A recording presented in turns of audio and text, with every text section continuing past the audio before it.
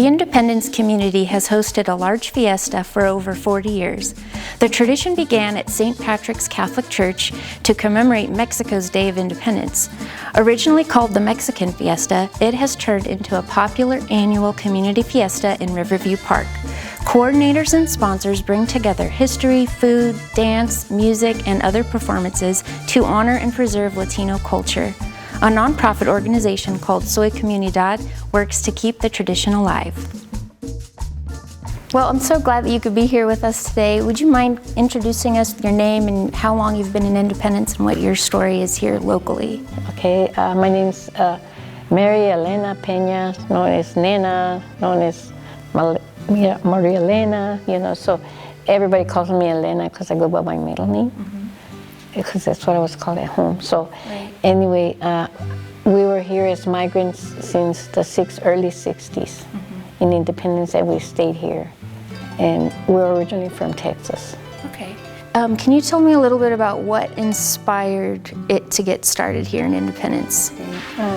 What it inspired is that before it even started, before I even had the idea, I was kind of like helping in the church with a kermes, we used to have like a carnival type thing after mass, and then we did a couple of years there, and then it got to be like where they weren't going to do it anymore, so we didn't want it to stop. Sure. So the new priest that came into town, Father Mark Cash, really was excited about it, so we continued in the church. Then we moved to one store, which was Marketplace. Marketplace was kind of small, and the parking lot was really jammed, and so it was too much of traffic. But then we moved to what used to be Mayfair. Then it got to be bigger, but the thing is that there were some people that said there was too much noise, so we connected with the city, and the city was kind enough to allow us to use the park. But that was before the park was renewed. How it is now,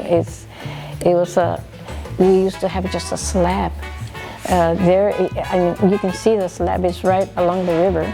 Right. And that's what we used to use as a performance stage.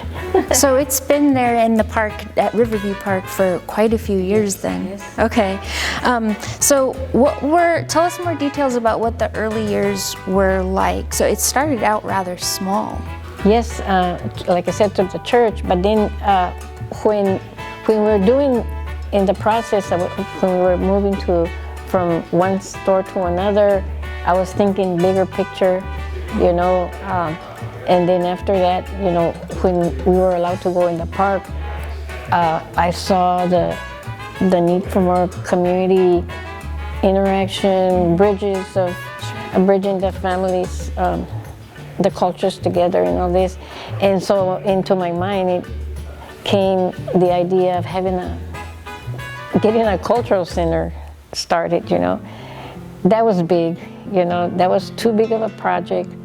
And then through a few years that we tried to work on that, and not having the appropriate, or what is not appropriate, but more like the more know-how people. Sure. to help, other than the original ones that helped, like the county and a lawyer that was very good at helping us get our 501c3.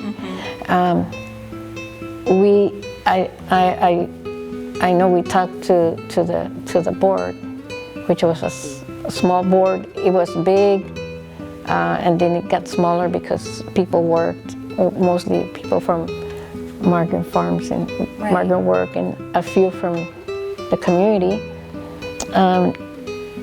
We thought, well, it's going to take a lot of money and we needed professional people. So we got a lady that Lupe, who was a nun in Portland, to come and do some training for us, for our board, and we figured it was way too much and too much money and all this, and we didn't have the people to help us out, and I surely wasn't going to do that. So the focus really was honed in on the fiesta. Yes, to do a cultural center, kind of like you have a museum here, you know, just to get people connected somehow.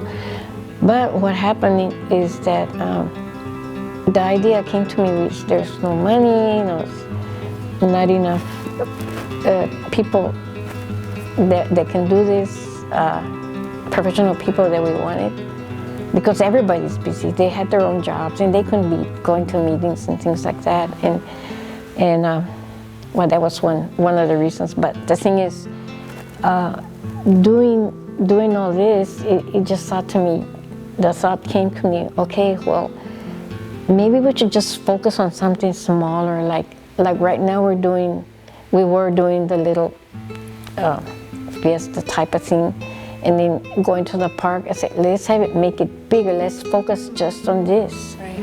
And our name was, the group had decided that it should be called Compañeros, which means partnership in English. But just the word compañeros by itself is kind of like, sounds more like it's something that's perhaps somewhat segregated. Okay. Kind of not segregated, but kind of making it seem like, oh, here's another project that's going to be just Mexicans, you know. And I didn't like that, so we talked to the board and changed our name. It took a little while, but it changed the name to I'm Community. I am, you know, Yeah. just to say I am, in, you know, it's an alphabet. Right. Means I'm, right? Right. I'm Community. And translating it to Soy Comunidad, which means I'm Community. Right. Exactly what it means in Spanish. And so that in mind, it became Community Fiesta. So to you, the Community Fiesta is actually about cultural preservation. That and unity, community unity, is basically what was my focus, our focus, once I convinced them. You know, our focus should be community unity, where we're going to party together, you know, a big party together, make it so where families can come, so forget about the alcohol and the cigarettes and all that kind of stuff that I'm sure families don't bring their children to. So that's what happened, you know. What's it like for you? Because I know the Fiesta's been going on for over 40 years now. Right.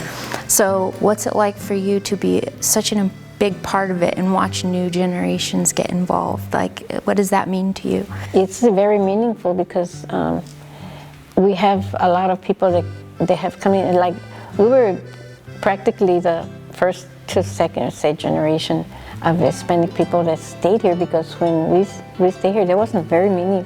I mean, a few families here. Right. And as we started doing things in the church, doing things like this, you know, that kind of motivated me to say, you know, there is a way of not just getting the Hispanic people to do things, but to involve the community, because there's so many good people of all races everywhere, you know, that they really want to connect. So, looking back, and now you've seen this event grow and change and evolve and stick around for over 40 years, how does it feel to you personally to know that you have such a hand in this successful event sticking around for such a long time?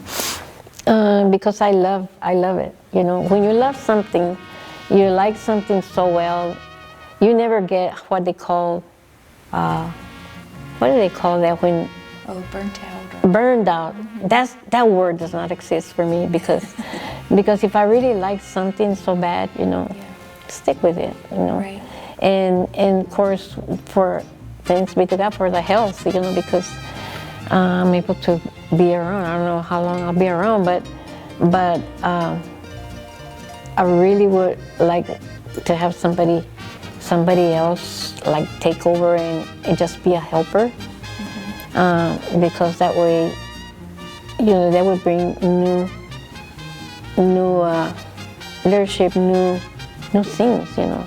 Well, Elena, I want to thank you for being here today to talk to us about the Community Fiesta, and also just to take a moment to point out how the community is so fortunate to have a leader in it like you who's taken on the Community Fiesta, and it is here because of your efforts. I know a lot of people help you, but Yes, our community is fortunate to have people like you who step up and are leaders, and thank you so much for all the work you put in. And thank you too for the support, because look at all these things that you put in your museum, like, yay, we're in the museum. So thank you also. Okay.